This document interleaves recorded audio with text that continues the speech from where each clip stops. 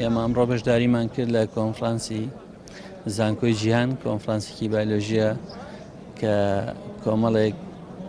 کەسی شارەزا لە دەرەوە هاتوون لەگەڵ هەرێمی کوردستان زانکۆی جیهان داوەتی کردوون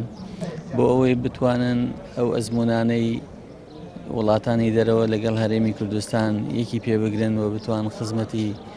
هەرێمی کوردستان کەن. ئێمە لە هەموو کات زیاتر پێویستیمان بەوە هەیە کە خەڵکی کوردستان بە تایبەتی زانکۆکان بە تایبەتی تر قوتابیانی زانکۆ پرچەکرێن بە چەکی زانست، چونکە ئێمە لە هەموو کات بەڕاستی زیاتر پێویستیمان بەوە هەیە خەڵکی کوردستان هۆشیارێکی ئاستبەرزی بێ و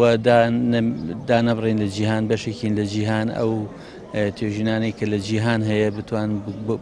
بگوازرێتەوە بۆ هەرێمی کوردستان. دەستەی پاراستن و چاکردنی ژینگە لەگەڵ زانکۆکانێکی باشمانەیە بە تایبەتی لەگەڵ وەزارەتی خوێنی باڵا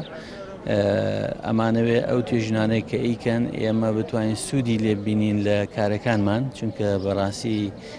کارە ئیداریەکانی ئێمە ئەمانەوێت لە ژێر ڕۆشنایی کارە زانستیەکانی زانکۆکانە بێ.